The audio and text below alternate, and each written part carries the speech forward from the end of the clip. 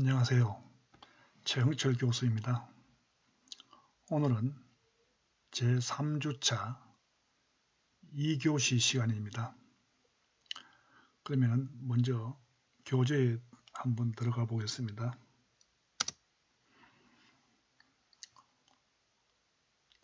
지난 시간에 이어서 경찰 조직관리, 경찰기관과 권한에 대해서 한번 살펴보겠습니다. 이번 시간에는 큰 이에 가서 경찰 의결기관 및 경찰 협의기관입니다. 작은 일본에 가서 경찰위원회입니다. 전 시간에 제가 말씀드렸습니다. 경찰위원회, 경찰청장은 경찰위원회 동의를 얻어야 된다고 제가 말했습니다. 그래서 그때 경찰위원회는 추후 내가 설명을 드린다고 말씀을 드렸는데요. 경찰위원회는 아주 중요한 심의의결기관입니다. 그래서 경찰위원회는 민주주의와 그 경찰의 정치적 중립을 표방하기 위해서 설치된 심의의결기구이다. 이렇게 여러분들이 이해를 하면 되겠습니다. 경찰위원회가 경찰행정을 심의의결하기 위하여 행정안전부에 경찰위원회를 두고 있음. 예, 그렇습니다. 경찰행정에 관해서 전반적으로 경찰행정 전반에 관해 가지고 심의하고 의결합니다. 경찰위원회에서. 그래서 여기서 경찰행정에 심의 의결해 가지고 의결이 되어야 모든 것이 이루어질 수가 있겠죠. 그래서 심의 의결하는 기구이다. 이렇게 여러분들이 이해를 하기 바랍니다. 경찰 공무원 시험에도 많이 나옵니다. 이것은 협의기관이 아니고 심의 의결 기관이다. 이렇게 이해를 하기 바랍니다. 또한 경찰위원회는 행정안전부 소속입니다. 행정안전부 소속으로 경찰위원회가 있습니다. 이것도 가끔 시험에 잘 나오는데요. 경찰위원회라고 하니까 이게 경찰청 소속인 걸로 잘못 알고 있는 사람들이 많은데요. 경찰위원회는 경찰청 소속이 아니고 행정안전부에 소속되어 있다. 이렇게 이해를 하기 바랍니다.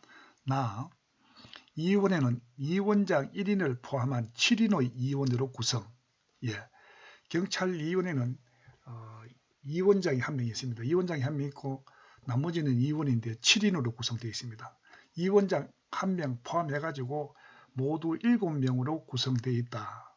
이렇게 이해를 하면 되겠습니다. 위원장 및 5인의 위원은 비상임입니다. 위원장도 비상임이고 나머지 5인의 위원도 비상임입니다. 그러면은 위원장하고 5인하고 하면은 비상임이 몇 명입니까? 6명입니다. 6명. 나머지 한 명의 위원은 상임. 예. 상임은 한 명밖에 없습니다. 상임은 한 명이고 나머지 위원들은 6명의 위원장 포함해 가지고 6명의 위원, 5명의 위원하고 1명의 위원장 해가지고 이 사람들은 비상임입니다. 그러면은 상임은 뭐고 비상임은 뭔지 제가 간단히 말씀드리겠습니다. 상임은 쉽게 말하면 상임은 매일 출근해서 그 업무를 보는 사람입니다. 그래서 상근하는 겁니다. 경찰위원회 사무실에 나와가지고 경찰위원회 회의라든지 이런 업무를 총괄하는 직책이다. 그렇게 이해를 하면 되겠습니다. 경찰위원회 회의를 하는 경우에 회의가 정기회의가 있는데 정기회의는 2회인데 이것을 회의할 때 이제 나머지 위원장 및 나머지 위원들에 대해서 회의에 참석하라고 전화도 하고 연락도 하고 모든 경찰위원회를 이끌어가는 사람이 상임입니다. 상임은 뒤에도 나옵니다만은 정무직입니다. 정무직, 차관급입니다. 보수도 상당히 많이 받습니다. 상임은. 나머지 비상임들은 그럼 어떻게 하느냐? 2원장 포함해가지고 비상임 6명은 어떻게 하느냐 하면은 매일 출근하는 것이 아니라 경찰 이원회 사무실에 매일 나오는 것이 아니고 회의가 있을 때만 참석합니다. 회의가 있을 시만. 그러면은 이분들은 그러면 보수는 없느냐? 보수는 회의 있을 시에 교통비, 식사비 해가지고 꽤 많은 보수를 받는 걸로 알고 있습니다. 상임이원은 정무직으로 하며 이원의 사무는 경찰청에서 수행. 예, 그 상임이원의 정무직으로 합니다. 상임이원은 한 명인데 경찰이원의 정무직은 한 명인데 정무직으로 합니다. 차관급이라고 제가 말씀드렸죠. 이원회의 사무는 경찰청에서 수행. 이원회 그 경찰이원회 사무는 경찰청에서 수행합니다. 제가 소속은 어디라고 말씀드렸죠? 경찰이원회 소속은 행정안전부입니다만은 경찰이원회 사무실은 어디 있냐면은 경찰청에 있습니다. 이해가죠? 소속은 행정안전부고 실제 근무하는 사무실은 경찰청에 있다. 이렇게 여러분들이 이해를 하면 되겠습니다. 이원의 임명 및 결격 사유. 그 경찰이원의 임명은 어떻게 되는지, 또 결격 사유라고 하는 것은 경찰이원에 될 수 없는 사람을 말합니다. 자, 내용에 들어가서 한번 살펴보겠습니다. 이원은 행정안전부 장관의 제청으로 국무총리를 거쳐 대통령이 임명. 그렇습니다. 경찰이원의 이원이 되려고 하면은 행정안전부 장관이 제청이 있어야 됩니다. 행정안전부 장관이 제청, 이 사람이 경찰이원의 이원으로서 업무를 잘 추진할 것이다. 이렇게 판단이 되면은 행정안전부 장관이 제청을 합니다. 제청을 하면 국무총리를 거쳐가지고 대통령에게 가는데요. 대통령이 최종적으로 판단해서 임명을 하게 되는 겁니다. 가끔 보면은 경찰 공무원 시험에 행정안전부 장관의 제청이 아니고 경찰청장의 제청으로 국무총리를 거쳐 대통령이 임명 이렇게 나오는 경우가 있어요. 여러분들이 착오 없으시기 바랍니다. 경찰청장의 제청이 아니고 반드시 행정안전부 장관의 제청이라고 이해하기 바랍니다. 다음, 행정안전부 장관은 이원을 제청함에 있어서 국가경찰의 정치적 중립이 보장되도록 함. 그렇죠? 행정안전부 장관이 경찰이원의 이원을 제청함에 있어서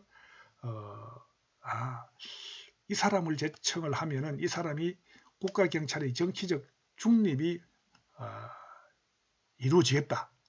이런 사람을 판단해서 제청하라는 겁니다. 그래서 국가경찰이 우리 역사상 보면은 정치적인 논리에 시달린 경우가 상당히 많았습니다. 그래서 경찰은 정치 논리에 휩쓸리면 안 됩니다. 이 당 저당에 휩쓸리면 안 되고요. 반드시 국가경찰은 정치적으로 중립을 지켜야 됩니다. 중립을 지켜야 된다는 거죠. 그래서 그 국가경찰이 정치적으로 중립을 지킬 수 있도록 할 수 있는 능력을 가진 그런 경찰이원의 이원을 제청해야 된다 하는 내용입니다. 다음 페이지 가보겠습니다. 이원 중 이인은 법관의 자격이 있는 자. 이 내용은 무엇이냐 하면은 우리 경찰이원의 이원이 총 몇 명이죠? 7명이라고 이야기했죠. 7명 중에 2명은 반드시 법관의 자격이 있는 사람이라야 됩니다. 법관의 자격이라고 하는 것은 변호사 자격을 말하는 거죠. 변호사 자격이 있어야 됩니다. 판사를 했든지 검사를 했든지 아니면 변호사만 했든지 변호사 자격이 있는 사람은 경찰 이원의 7인 중 7명 중 2명 이상은 법관 자격이 있어야 한다. 다음 결격 사유입니다. 결격 사유는 경찰 이원의 이원이 될 수 없는 사람입니다. 자, 어떤 사람이 경찰 이원의 이원이 될 수 없는지 한번 살펴보도록 하겠습니다. 당적을 이탈한 날부터 3년이 경과되지 아니한 자. 예, 당적. 자, 예를 들면 더불어민주당이라든지 미래통합당이라든지 뭐 정의당이라든지 이런 당적을 갖고 있던 사람이 그 당적을 이탈한 날로부터 3년이 경과되지 아니한 사람은 경찰 이원이 될 수 없습니다. 왜? 정치적 중립을 가져올 수 없기 때문에. 그래서 반드시 경찰 이원이 되려고 하면 당적을 이탈한 날로부터 3년이 경과되어야 한다. 이렇게 이해를 하기 바랍니다. 다음, 선거에 의하여 취임하는 공직에서 퇴직한 날부터 3년이 경과되지 아니한 자. 예, 그렇습니다. 선거에 의하여 취임하는 공직은 뭐 있습니까? 국회의원, 시도지사, 또 시의회, 도의회, 구의회, 군의회, 군의원들, 뭐 구의원들 이런 분들 다 선거에 의해 취임하는 공직자들입니다. 이런 사람들은 퇴직한 날부터 3년이 경과되지 아니한 사람은 경찰 이원이 될 수 없다 하는 내용입니다. 다음, 경찰, 검찰, 국가정보원 직원 또는 군인의 직에서 퇴직한 날부터 3년이 경과되지 아니한 자. 예, 그렇습니다. 경찰 공무원으로 근무를 했다든지, 검찰 공무원으로 근무를 했다든지, 국가정보원 공무원으로 근무를 했다든지, 군인으로 근무를 한 사람이 퇴직한 날이 3년이 경과되지 아니하면은 경찰 이원이 될 수 없습니다. 여기에 가끔 보면은 경찰 공무원 시험이 어떻게 나오냐면은 경찰, 검찰, 군인 또는 법원의 직에서 퇴직한 날부터 3년이 경과되지 아니한 자 이래 나오는데요. 법원은 여기에 해당이 안 됩니다. 관계없습니다. 법원의 직에서 법원 공무원으로 퇴직한 자가 3년이 경과되지 아니한다 하더라도 경찰 이원이 될 수 있습니다. 반드시 경찰, 검찰, 국가정보원직, 그 다음에 군인의 직입니다. 이해하시기 바랍니다. 그 다음에 국가공무원법 제33조의 공무원의 결격 사유에 해당하는 자. 예. 그래서 국가공무원법 제33조에 들어가면은 여러 가지 내용이 있습니다. 뭐 파산된 자가 복권되지 아니한 자, 또 심신상실자, 또 한정치산자 뭐 이렇게 나와 있는데요. 그 내용에 거기에 하나라도 국가공무원법 제33조에 하나라도 해당되는 사람은 경찰 이원이 될 수 없다 하는 내용입니다. 예. 앞으로 여러분들 이 경찰 이원회는 굉장히 중요합니다. 앞으로 중간고사 시험에도 나올 수 있는 확률이 굉장히 많지요. 주관식으로 나올 수 있고 객관식으로 나올 수 있습니다. 참고로 말씀드리면 경찰 공무원 시험 매 시기마다 경찰 이원회는 거의 출제되고 있습니다. 그만큼 경찰 이원회는 중요합니다. 그렇기 때문에 여러분들 반드시 이것을 암기도 하고 숙지를 하세요. 경찰 이원에 대해서는. 그 다음 4. 이원의 임기 및 신분 보장입니다. 경찰 이원의 임기 및 신분 보장인데요. 경찰 이원의 임기는 3년으로 하면 연임할 수 없음. 예. 경찰 이원의 임기는 3년입니다. 3년인데 연임할 수 없습니다. 연달아 할 수 없어요. 중임을 할 수 있을 수도 있겠죠. 연임을 할 수 없어요. 3년 임기하면 끝나야 되지 연달아서 3년 더 이렇게 경찰 이원이 될 수 없다 하는 내용입니다. 그 다음에 보궐이원의 임기는 전임자의 잔임기간으로 함. 예. 이 내용은 무엇이냐 하면은 경찰이원의 이원 중 한 사람이 3년 임기로 이원이 되었는데 1년 근무하고 뭐 사망을 했다든지 아니면은 심신장애가 와가지고 도저히 경찰이원으로 활동할 수 없는 경우에는 그 사람 대신에 후임자를 선임을 해야 되는데 임명을 해야 되는데 그 후임자는 임명이 되면은 그때부터 3년이 아니고 전임자의 잔임 기간으로 합니다. 자녀 임기 기간. 그 전임자가 1년 임기하고 사망했거나 심신장애로 경찰 이원으로 근무할 수 없는 경우에는 자녀 기간이 얼마 남았습니까? 2년입니다. 2년. 후임자는 전임자의 자녀 임기 기간 2년이면 2년, 1년이면 1년. 전임자의 자녀 임기 기간만 경찰 이원으로 근무를 할 수 있다. 이렇게 여러분들이 이해를 하면 되겠습니다. 다음, 이원은 중대한 심신상의 장애로 직무를 수행할 수 없게 된 경우를 제외하고는 그 의사에 반하여 면직되지 아니함. 예, 그렇습니다. 경찰 이원의 이원은 중대한 심신상해, 정신적으로나 신체적으로 중대한 큰 장애가 와가지고 도저히 경찰 이원의 이원으로 업무를 수행할 수 없게 된 경우를 제외하고는 그 외에는 그 의사에 반해서 본인의 의사에 반해서 면직되지 않는다. 그 누구도 그 사람에게 당신은 그만둬라 할 수 없다는 거죠. 그 임기 동안에는. 그 의사에 반해서 면직되지 않는다. 그만큼 뭡니까? 경찰 이원의 이원들에 대해서는 신분 보장을 확실히 해주고 있다. 이렇게 여러분들이 이해를 하기 바랍니다. 다음, 이원에 대하여는 국가공무원법상 비밀 엄수의 의무 및 정치운동 금지 의무의 규정을 준용. 예, 그렇습니다. 경찰 이원의 이원들은 국가공무원법상, 국가공무원법에 보면은 비밀 엄수의 의무도 있고 정치운동의 금지의 의무도 있습니다. 비밀 엄수의 의무는 국가공무원은 국가공무원으로 근무하는 동안 지득한 비밀에 대해서는 퇴직 이후에도 비밀을 누설해서는 안 됩니다. 현직에 있을 때도 그렇고 엄수를 해야 됩니다. 비밀을 지켜야 됩니다. 또한 정치운동 금지 의무입니다. 국가공무원은 정치운동에 관여하면 안 됩니다. 참여하면 안 됩니다. 반드시 국가공무원은 정치운동에 참여할 수가 없습니다. 금지해야 됩니다. 이 금지 의무 규정이 있습니다. 국가공무원법상. 국가공무원처럼 경찰이원의 이원도 비밀도 엄수해야 되고 정치운동 금지 의무도 지켜야 합니다. 그러한 내용을 담고 있는 것이다. 이렇게 이해를 하면 되겠습니다. 그 다음 이원회의 심의 의결사항.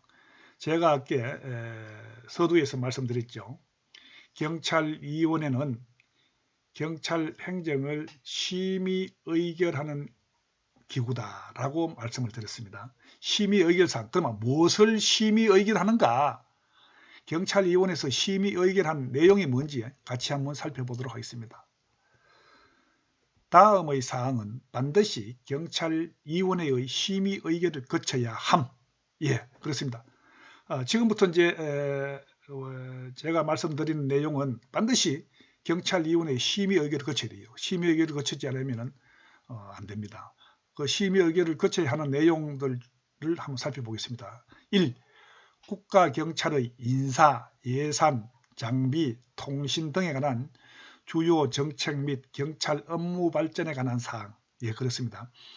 인사, 경찰청장이 되려고 하면 경찰위원회의 동의를 얻어야 됩니다. 그만큼 이제 경찰위원회는 국가경찰의 인사에도 관여한다는 거죠. 예산, 경찰 예산을 예를 들어서 내년도 경찰 예산을 얼마로 할 것인가 심의 의결하는 것을 누가 하느냐? 경찰위원회에서 하는 겁니다. 장비, 제가 전 시간에 말씀드렸죠. 경찰 장비는 많습니다. 차량이라든지 총기라든지 뭐 시위 진압 장비라든지 아니면은 무전기라든지 전화기라든지 여러 가지 경찰 장비가 있는데 그러한 것을 구입하고 하는 이런 것을 관여하는 것이 어디냐 하면은 경찰위원회입니다. 경찰위원회에서 경찰의 장비에 대해서도 심의 의결한다는 거죠. 또 통신, 아까 이야기했죠. 전화기, 무전기 등등 뭐 컴퓨터 이런 것들에 대해서 경찰위원회의 심의 의결을 거쳐야 됩니다. 그래서 경찰청에서 내년에 뭐 장비를 뭐 얼마나 구입하고 통신 장비를 또 얼마나 구입할 것인가 이런 것 모두가 경찰위원회의 심의를 거쳐야 한다 하는 내용입니다. 그 다음에 주요 정책, 경찰의 주요 정책이라든지 경찰 업무 발전에 관한 사항, 이런 것들은 경찰위원회의 심의와 의결을 거쳐야 한다. 이렇게 이해를 하면 되겠습니다. 이 인권보호와 관련되는 경찰의 운영 개선에 관한 사항, 그래서 국민들의 인권보호와 관련되는 사항, 이런 것들은 반드시 경찰위원회의 심의 의결을 거쳐야 한다. 3. 국가경찰의 부패 방지와 청렴도 향상에 관한 주요 정책사항.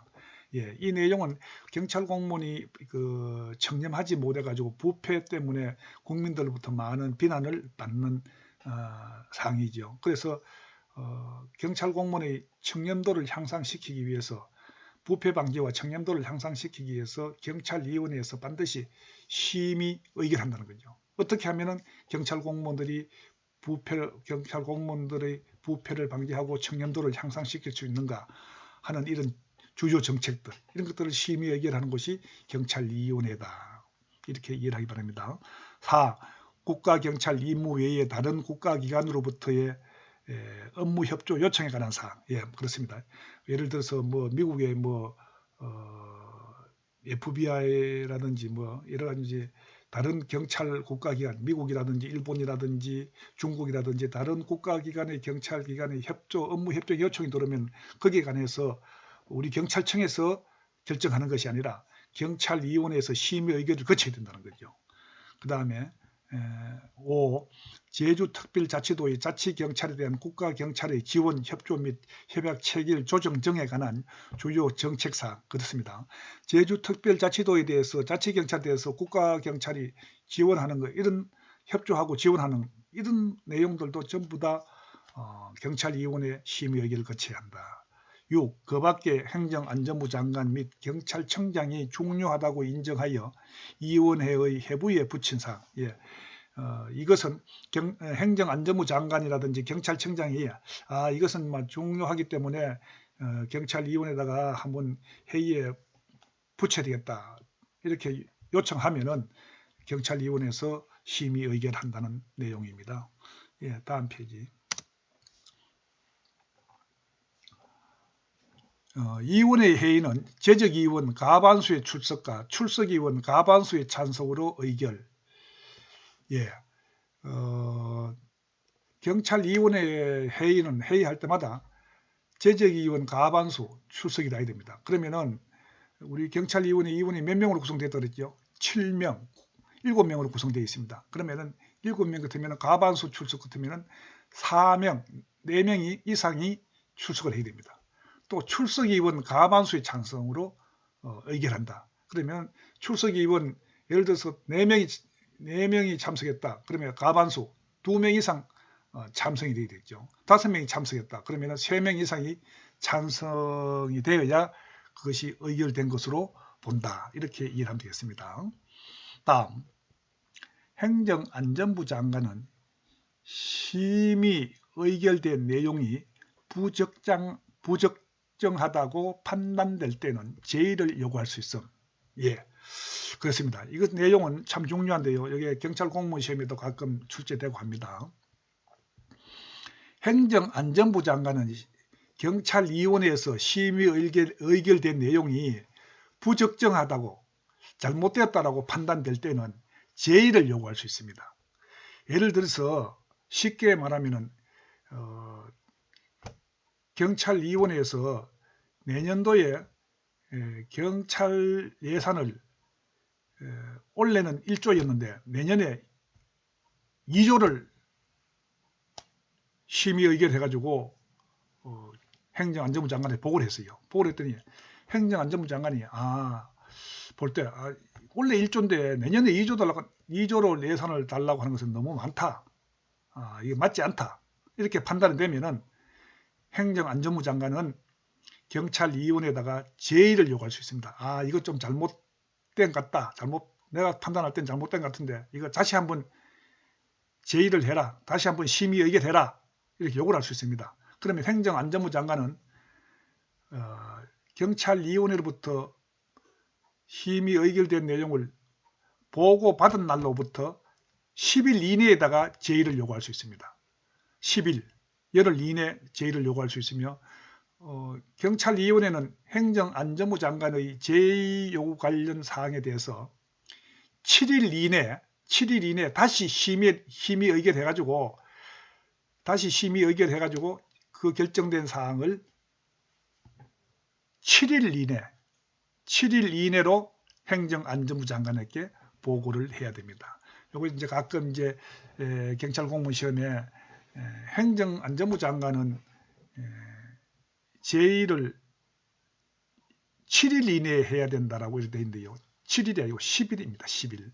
그 다음에 경찰위원회에서 제의를 요구받고 심의 의결해서 다시 보고를 해야 되는데 재보고인데요. 행정안전부 장관에게 요거는 7일인데 시험 문제 보면 10일로 나옵니다. 그래서 요거 여러분들 요걸 분명히 하기 바랍니다. 행정안전부 장관이 제의하는 것은 10일이고 경찰위원회에서 다시 심의 의결해가지고 다시 보고하는 것은 7일 이내에 보고를 해야 된다. 이렇게 이해하기 바랍니다. 다음 2. 치안행정협의회입니다. 치안행정협의회인데요. 가 보면은 지방행정과 치안의 업무 조정, 그 밖에 필요한 사항을 협의 조정하기 위하여 시도지사 소속하여 치안행정협의회를 두며 치안행정협의회는 다음 사항을 협의함. 요거 내용은 뭐냐면 치안행정협의회는 심의의결기구가 아닙니다. 우리가 앞에서 공부했던 경찰위원회는 심의의결기구입니다. 그러나 치안행정협의회는 심의의결기구가 아니고 협의기관입니다. 이렇게 했으면 좋겠습니다 라고 협의 정도 하는 거지 심의의결 결정하는 사항은 결정사항이 아닙니다. 그렇게 이해를 하기 바랍니다. 그래서 여기 보면은 지방행정과 치안의 업무 조정, 그 밖에 필요한 사항을 협의 조정하기 위해 시도지사, 예를 들면은 경상북도 같으면 경상북도 도지사 소속 하에 치안행정협의회를 둡니다. 치안행정협의회는 다음 사항을 협의한다 이 말이죠. 그러면은 도지사, 대구시 같으면 대구시장 밑에 치안행정협의회를 두고 도지사는 도지사 밑에 치안행정협의회를 둡니다. 그런데 여기서 보면 제주특별자치도지사를 제외한다. 제주특별자치도에서는 치안행정협의회가 없습니다. 자, 그러면 협의하는데 어떤 사항을 협의하는지 한번 살펴보도록 하겠습니다. 먼저 지역안정 및 질서 유지에 관한 사항. 지역안정. 자, 포항을 예를 들면은 우리 포항 지역에 그러면 경상북도 지역의 지역 안정 및 질서 유지를 위해서 어떻게 했으면 좋겠다라고 경상북도 도지사 밑에 치안행정협의회에서 협의를 하는 겁니다. 협의를 해가지고 도지사한테 우리 이렇게 했으면 우리 도는 이렇게 했으면 좋겠습니다라고 건의한다 이렇게 이해를 하면 되겠습니다. 협의하는 기구다. 심의의결기구가 아니고 치안행정협의회는 협의기구다. 협의하는 기구다. 이렇게 이해를 하기 바랍니다. 그 다음에 또 협의하는 내용이 뭔지 한번 살펴보겠습니다. 민방위 및 재해 대책 운영에 관한 사항. 그렇죠. 재해 대책. 재해라고 하면 뭐 홍수나 가뭄이나 뭐 지진이나 뭐 이런 태풍이나 이런 재해 대책 운영에 관한 사항. 이런 것들도 협의를 해가지고 도지사하고 같이 협의한다. 이렇게 이해하면 되겠습니다. 그 다음에 질서 확립 운동 등 지역사회 운동의 효율적 추진에 관한 사항, 그 지역의 질서 확립 운동, 지역사회 운동 이런 것들에 대해서 협의할 수 있는 거죠. 그 다음에 지역 주민과 경찰기관의 협조 및 요망사항, 그 지역 주민과 경찰이 어떻게 하면 해줬으면 좋겠다. 지역 주민들이 이렇게 요망사항 이런 것들을 협의를 할 수 있다. 이렇게 이해를 하면 되겠습니다. 다음 기타 지방행정과 치안행정 간 상호 지원에 관한 사항과 시도지사 및 지방경찰청장이 회의에 붙이는 사항. 이것도 이제 치안행정하고 지방행정 상호 지원에 관한 사항 이런 것들도 협의할 수 있고 또 지방경찰청장이 회의에 붙인 사항. 지방경찰청장이 치안행정협의에다가 이거 좀 회의 좀 붙여주십시오. 이렇게 요구하면은 협의를 하는 거죠. 협의회는 위원장을 포함한 위원 9인으로 구성. 예. 치안행정협의회는 위원장을 포함해 가지고 위원 9인으로 구성합니다. 그러면은 앞에서 공부했던 우리 뭡니까? 경찰위원회는 위원장 포함해 가지고 7명, 7인으로 구성하는데 치안행정협의회는 위원장을 포함해 가지고 9인으로 구성한다. 이렇게 이해를 하기 바랍니다. 다음 위원회 임기는 2년입니다. 2년. 2년인데요. 앞에서 경찰위원회 임기는 3년인데 치안행정협의회 임기는 2년입니다. 위원장은 특별시, 직할시 또는 도의 부시장 또는 부지사, 치안행정협의회 위원장은 서울특별시, 직할시 또는 도의 부시장 또는 부지사입니다. 서울특별시나 직할시는 부시장, 또 도가 있죠. 경상북도나 경상남도, 충청남도, 충청북도 이런 도 같은 경우는 부지사가 위원장이 된다. 치안행정협의회의 위원장이 된다. 이렇게 이해를 하기 바랍니다. 헌사 한번에 가서 보통 경찰 집행기관 1. 경찰 공무원가 보통 경찰 집행기관은 경찰법 및 경찰관 직무집행법을 근거로 법 집행을 하는 경찰 공무원을 말한다. 그렇죠. 경찰 공무원은 경찰법이라든지 경찰관 직무집행법에 그거 근거로 해가지고 법 집행을 하는 자가 바로 경찰 공무원이다. 이렇게 여러분들이 이해를 하기 바랍니다. 보통 경찰 기관은 다 우리가 전 시간에 공부를 했습니다. 그죠? 보통 경찰 집행기관입니다. 집행기관 경찰 공무원인데 경찰 공무원은 경찰법이나 또는 경찰관 직무집행법을 근거로 해서 법 집행을 하는 자를 경찰 공무원이라고 한다. 이렇게 이해하기 바랍니다. 다음 경찰공모법 제2조는 경찰 공무원은 순경부터 치안총감까지 계층제를 이룬다고 규정. 예, 그렇죠. 제가 말씀드렸죠. 순경, 경장, 경사, 경위, 경감, 경정, 총경, 경무관, 치안감, 치안정감, 치안총감 이렇게 11계급으로 계층제를 제가 이룬다고 말씀을 드렸습니다. 경찰 공무원은 제복을 착용하고 무기를 휴대할 수 있음. 예, 그렇습니다. 경찰 공무원은 제복을 착용합니다. 또 무기를 휴대할 수 있어요. 권총이나 소총 이런 무기를 휴대할 수 있습니다. 예, 휴대도 할 수 있고 사용도 할 수 있습니다. 무기를 휴대할 수 있는 법도 있고 무기를 사용할 수 있는 근거법도 다 있습니다. 그죠? 예. 다음 형사소송법 제196조는 경찰 공무원 중 경위에서 경무관까지는 사법경찰관으로서 그리고 순경에서 경사까지는 사법경찰리로서 사법경찰 사무를 함께 담당하도록 규정하고 있다. 예, 이 내용은 뭐냐면은 순경에서 경사까지는 사법경찰리입니다.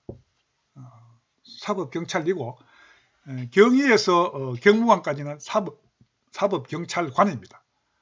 그래서 사법경찰관하고 사법경찰리를 구분해야 됩니다. 사법경찰리는 순경에서 경사까지, 사법경찰관은 경위에서 경무관까지 이렇게 이해를 하기 바랍니다. 다음 2. 의무경찰. 의무경찰대는 의무경찰대 설치 및 운영에 관한 법률에 근거해 지방경찰청장 및 국가경찰기관의 장 또는 해양경찰기관의 장 소속하에 설치. 예, 그렇습니다. 여러분들 다 알고 있죠? 의무경찰. 의무경찰대는 의무경찰대 설치 운영에 관한 법률이 있습니다. 그 법률에 의해서 지방경찰청장 또는 국가경찰기관의 장, 해양경찰기관의 장은 소속하에 의무경찰대를 설치할 수 있다. 이렇게 이해를 하기 바랍니다. 대간첩작전을 수행하고 치안 업무를 보조. 예, 그렇습니다. 의무경찰은 대간첩작전, 만약에 포항에 간첩이 나타났다 하면은 그 경찰 공무원도 대간첩작전을 수행합니다만은 포항 지역에 근무하고 있는 의경이나 또 다른 지역에 근무하고 있는 의경들이 대간첩 작전에 수행한다는 거죠. 또 치안 업무를 보조, 경찰 공무원들이 치안 업무를 하는데 그 보조하는 역할을 한다. 뭐 예를 들면은 교통 단속이라든지 이런 것들을 보조를 하고 있죠. 예. 다음, 경찰은 의무 경찰을 2018년부터 5년에 걸쳐 매년 20%씩 줄여 2023년 9월에는 완전히 폐지. 예, 그렇습니다. 지금 우리나라 경찰청에서는 지금 2018년부터 5년에 걸쳐 가지고 매년 20%씩 의경을 줄입니다. 의무 경찰을 줄입니다. 의무 경찰을 줄여 가지고 감소시켜서 2023년 9월에는 완전히 의무 경찰을 폐지합니다. 2023년 9월 되면은 우리나라에는 의무 경찰이 한 명도 없습니다. 이제 의무 경찰 제도를 폐지하는 거죠. 의경 정원 25,911명은 2017년까지 유지되지만 이후 경찰 공무원 2만 명을 정원하면서 부족한 경찰력을 대체. 예, 그렇습니다. 의무 경찰의 정원이 25,911명인데요. 이 인원은 2017년까지 유지되지만 이후 20%씩 감소시켜 가지고 2023년 9월에는 완전히 폐지돼 버립니다. 그러면은 의무 경찰이 2만여 명이 근무를 했었는데 하던 2만여 명이 근무를 하던 이 업무 공백을 어떻게 하느냐, 누가 공백을 메우느냐 하면은 경찰 공무원을 2만 명을 정원합니다. 우리가 지금 정원하고 있습니다. 지금 1년에 올해도 지금 경찰 공무원 상반기 하반기 해가지고 한 6,000명 가까이 뽑습니다. 많은 인원을 뽑는 건데요. 그 2만 명을 정원해가지고 의경의 의무 경찰에 하던 그 부족한 경찰력을 대체한다. 이렇게 지금 계획을 세우고 추진 중에 있습니다. 다음 특별 경찰 기관입니다. 1. 특별 경찰 행정관청인데요. 특별 경찰 행정관청은 경찰법상에서 그 조직과 임무를 부여한 것이 아니고 해양경찰법, 사법경찰관리 직무를 수행할 자와 그 직무 범위에 관한 법률 등 특별법에 의하여 각 주무장관이나 외청의 장, 특별행정기관의 장 등 지방자치단체의 장이 경찰권을 행사하는 경우를 말한다. 이 내용은 뭐냐 하면은 특별경찰 기관인데요. 특별경찰행정관청입니다. 이것은 주무장관 각 부서에 예를 들면 뭐 보건복지부면 보건복지부, 국방부면 국방부, 교육부면 교육부 이런 주무장관이나 외청의 장 예를 들면 뭐 식약청이나 이런 데서 이제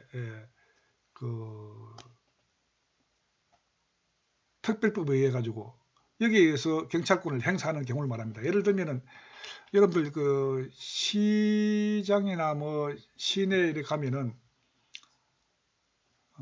물품, 농산물이라든지 어떤 뭐 물품이 이게 국산인가 아니면은 수입품인가, 또 수입품을 국산이라고 한국산 제품이라고 위장해서 판매하는 것이 있는지 없는지 여기 보면은 그 식약청이라든지 이런 데서 단속을 나옵니다. 거기 보면은 그분들 그 옷을 입고 있는 데 보면 특별사법경찰 이렇게 쓰여 있습니다. 그분들이 바로 여기에 해당됩니다. 이해가 되는지 모르겠습니다. 국가정보원법상의 국가정보원장의 경우도 직무상 행정경찰청 위험사무를 행하는 경우는 특별경찰행정관청이라고 할 수 있음. 예, 그렇습니다. 그 다음 큰 2번에 가서 작은 2번에 가서 특별경찰 집행기관 해양경찰공무원. 예, 다음에 넘어갑니다. 해양경찰공무원인데요. 해양경찰공무원은 해양에서의 사람의 생명, 신체 및 그 재산을 보호하고 해양사고에 효율적으로 대응하기 위하여 해양수산부 장관 소속으로 해양경찰관청을 둔. 예, 그렇죠. 육지에서 발생하는 모든 사건, 사고 처리는 일반 경찰이 합니다. 그러나 바다에서 일어나는 모든 사건, 사고 처리는 해양경찰이 합니다. 그래서 해양에서 사람의 생명, 신체, 그 재산을 보호한다는 거죠. 그죠? 그 재산을 보호하는 것이 누가 하느냐? 해양에서 발생하는 모든 사건, 사고는 해양경찰이 하는 거죠. 해양경찰 공무원이 하는 거죠. 그래서 해양경찰 공무원은 해양에서 발생하는 사람의 생명, 신체, 재산도 보호하고 또 해양 사고에 효율적으로 대응한다는 거죠. 해양경찰 공무원이. 그죠? 그래서 해양수산부 장관. 예를 들면은 해양 사고를 하면은 바다에서 뭐 배와 백길이 충돌해가지고 사고 나는 경우 있죠. 이런 것들은 전부 다 사고 처리하는 것은 해양경찰 공무원이 한다. 이렇게 이해를 하면 되겠습니다. 다음 소속기관으로 지방해양경찰청, 해양경찰서, 해양경찰교육원, 중앙해양특수구조단, 해양경찰경비창 등이 있어. 예, 그렇습니다. 여기에 보면은 그게 해양경찰은 지방해양경찰청이 있고 해양경찰서도 있고요. 해양경찰교육원도 있고 중앙해양특수구조단도 있고 해양경찰경비창도 있습니다. 그 다음 헌병인데요. 교재는 헌병으로 되어 있습니다만은 이 헌병이 이제 명칭이 변경됐습니다. 언제? 2020년 2월 5일 어떻게 바뀌었냐면은 군사경찰로 바뀌었습니다. 왜 명칭을 변경했나 하면은 헌병은 이게 일제시대 때 일본이 쓰던 그 낱말입니다. 일본이 쓰던 명칭인데 일본의 그 잔존이다 해가지고 우리 이 국가에서 금년도 2월 5일 날 군사경찰로 명칭을 변경했습니다. 앞으로 여러분들 이제 헌병이라는 명칭을 쓰면 안 되고요. 군사경찰로 해야 됩니다. 헌병령에 의하여 헌병은 국방부에 소속하고 참모총장의 지휘감독을 받아 조사에 관한 경찰을 담당. 예, 그렇습니다. 예. 그 다음에 군사 및 군인, 군무원에 관한 경찰 집행기관으로서 그에 대한 행정경찰 또는 사법경찰 사무를 관장함. 예, 그렇죠. 이 헌병, 군사경찰은 군사 및 군인 또는 군무원에 대해서 사법경찰 사무를 관장한다. 이렇게 이해를 하면 되겠습니다. 다음 청원경찰입니다. 청원경찰 다음 페이지.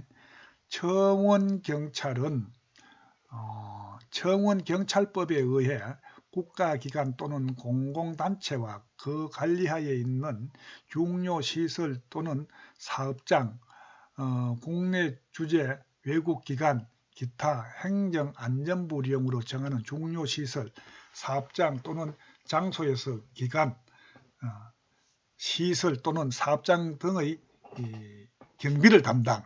예, 그렇습니다. 청원경찰이라고 하는 것은 청원경찰법에 의해서 하는데요. 국내 주재 외국기관 대사관 같은 데도 청원경찰을 두고 근무하게 할 수가 있습니다. 우리나라에는 쉽게 보면은 여러분들 청원경찰을 쉽게 볼 수 있는 지역이 어디입니까? 은행이라든지 또 우체국 같은 데 가면은 가스총 휴대하고 근무 선 사람 있죠. 그분들이 다 청원경찰들입니다. 또 중요시설, 경주지역에는 중요시설이 뭐 있습니까? 예를 들면은 원자력발전소, 또 안강에 있는 뭐가 있죠? 풍산금속, 이런 것은 국가 중요시설입니다. 이런 시설에서는 청원경찰을 채용해서 경비 업무를 담당하게 한다. 이렇게 되어 있습니다.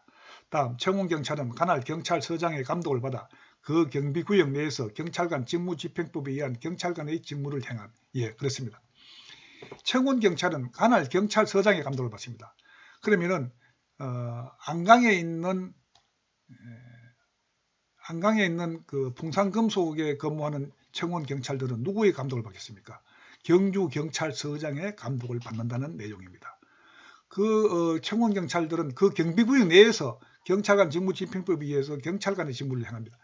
그러면은 풍산금속 그 안에 경비구역 내에서만 근무를 할 수 있는 거지. 경찰관의 직무를 할 수 있는 거지.